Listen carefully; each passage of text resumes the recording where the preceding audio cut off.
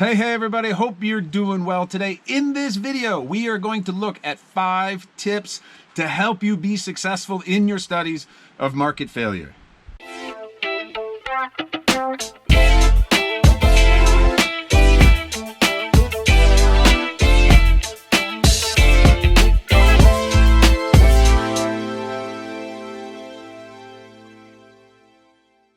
If you're new to this channel, my name is Brad Cartwright. I teach IB Economics here in Santiago, Chile. I have over 300 videos on this YouTube channel covering the entirety of your studies of microeconomics, of macroeconomics, of international economics, and development economics. If you are an IB student, this channel is made for you. If you are an AP student, everything covered in the AP curriculum is covered in microeconomics and macroeconomics. And if you are a university student, welcome to this channel. You have the entirety of anything that you would face in an introductory level economics course at any university in the world. I look at this as a collaborative effort between me and you, so let's stay in contact. Please subscribe and turn on the notifications so that every video that I post will come your way. Maybe you won't look at them right away. I realize that this is not dude perfect here, but this is a channel that can be super useful. And in your studies, if you see I post a video, you'll know it's there, right? Even though you might not watch it that day. All right, cool. Now, let's take a look at market failure. I'm going to give you 5 tips to help you out. Okay, first one, you've got to know vocabulary and examples. Vocabulary and examples, vocabulary and examples. If you can't speak the speak, if you can't talk the talk, if you don't know how to use these words, and I mean precise definitions of each one of those terms, merit goods, demerit goods, types of market failure, externalities, marginal social cost, marginal blah, blah, all those terms, if you can't talk the talk, if you can't define them, you're not ready for the test, okay? To help you out, down in the description box, you will find a whole bunch of information that'll help you review. At the very bottom, I put a list of all the key terms that you might need in this, vocabulary terms that you might need in your studies of market failure. The second part of that first tip is examples. Make sure that you have specific examples for each one of these market failures. Don't get cute. Don't try to be cool. Don't try to impress anybody with your creativity. Not there. Just think of the simple ones. Maybe they're in your textbook, and go with them and trust them and use them over and over again. Okay. Tip number 2, base diagram. You must know where all of these situations, all of these externalities, all of these things start with the same diagram. It's called the base market failure diagram. If you don't know how to draw that diagram, if you don't know how that behaves, check in the description box below. I have a how to draw series that covers the entirety of all 5 market failure diagrams, starting with the base diagram. Click on that link below. Understand how that video works, how that graph works, because every externality actually begins in the same place with the same graph. And as a result of the particular product that's there, a line shifts, and only one line shifts. That's really important, but I'm ahead of myself. Make sure you understand the base diagram. It's called the base market failure diagram. Check the link below if you're unclear as to how to construct that diagram. Cool. Tip number 3, an event is going to happen. And only one event. And that one event will be, in market failure, what creates an externality. It could be the production of something. It could be the consumption of something. The consumption of something could be good or it could be bad. The production of something could be good or it could be bad. Think of it that simply. We're talking about consumption and production having an extra impact on people around them. Okay. So what am I talking about? Well, of course, I'm talking about externalities, right? And it's often taught to think about the negative externalities first, and that's cool. So negative externality of consumption. Consumption of something causes a negative thing to happen to people around us.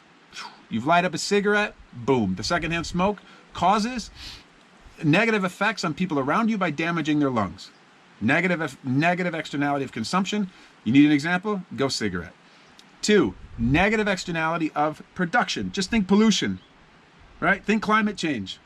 Think smog, okay? Factories around this world create pollution. As a result of that pollution rising up into the air, there's an additional external negative effect on the people that live around that factory. Okay, a paint factory is the example I use in the how to draw the negative externality of production diagram, which you'll see down below. Cool, those are the negative externalities. Well, what about positive externalities? Okay, well, the consumption of an education, which is what you might be doing right now in your school, wherever it is you are, will have a positive impact on the people around you. In other words, more educated people, if you have a university degree, the people around you will benefit from the fact that you consume that degree. A great example of that is if you are an older sibling and you're in 11th grade, 12th grade, and you're helping a younger sibling with math, you consume that education already, and as a result of that, you can help that person, and that person is getting an external benefit of having you taken that before, of you being educated, okay? What about production? Positive externality of producing something? Well, healthcare is a great example. Healthcare produces, the more healthcare that's available, that's why governments try to supply and fund and subsidize healthcare so much. But if you increase the production of healthcare in a society, then more people will be healthy, and as a result of me being healthy, you'll be healthy, okay? So positive externality of production. If you don't understand how to draw those diagrams, check out the links below. I walk you through it, the behavior behind it, in some very cool ways that I hope will help you memorize it. Okay. Then, those are the events. Now, you got to analyze the impact. That's tip number 4. Know how to explain or analyze the impact of the externality, of the event. Okay. Here's where some government solutions might come in. And in order to do that, check the link below. There are negative, for all of the negative and positive externalities, I mentioned government solutions, okay? So check that out below. You need to know how to solve these things. Now, one of the things that's so valuable about knowing that base diagram is if you know that base diagram, and I have it labeled point B, the equilibrium of that base diagram, point B, then no matter what the externality is, positive or negative, you know that the government interaction needs to get back to that original base diagram equilibrium of point B, or P1Q1. Okay, if you don't know what I'm talking about, check out that video. It's just really, really helpful. You always want to get back to point B. Cool. Okay, and that gets us to our fifth tip on market failure, and that has to do with make a judgment. Listen, evaluations are judgments. Evaluations are judgments. You are going to have to decide what's best. Okay, and I always tell students evaluations are round, right? And so the way you can remember that, look, I need both hands to do that. On one hand, the government could do this. On the other hand, they could do that to fix the externality. And then you decide what they're going to do. So on one hand, they could do this. On the other hand, they could do that. And then you are the economist, so make a judgment. Make sure that you know what you believe. It's really important. That's how you get all the marks in evaluation. You have to know what it is that you believe and then write it out. Okay. So how are you going to make those judgments? Based on consumers, producers, government, and society as a whole. Consumers, producers, they're in the diagrams, right? Government's always involved in every diagram, right? And then the overall society as a whole. Obviously, what does society as a whole mean? Well, if there are fewer smokers, everybody's healthier, right? If there's more education, everybody's more educated. If there's more healthcare, everybody benefits. If there's less pollution, everybody benefits, okay?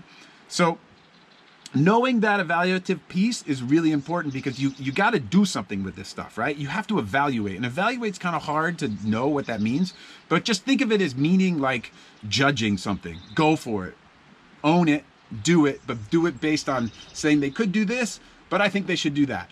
Okay, on one hand this, on the other hand that, and that's the circle, and that's how you're going to remember that evaluation is a circular thing. There's always a flaw in whatever economic policy that you're looking at. All right, my friends, so those are the 5 tips to help you be successful in market failure. If you have any ideas, if you have any suggestions for other students, any examples of great market failures, my goodness, put them in the comments below so that other students can see it. This is a whole collaborative thing. Imagine if there were just a whole list of examples of the different types of externalities from all of the places all around the world. There are thousands of people watching these videos every day on this channel. So my goodness, can you imagine how beautiful that list and helpful that list would be to students everywhere? All right, my friends, I hope you found this video to be helpful. Again, my name is Brad Cartwright. It's a pleasure and an honor to be able to communicate with you in this way. I hope you do well in all of your studies. Be good to one another out there, and we'll talk to you in a bit.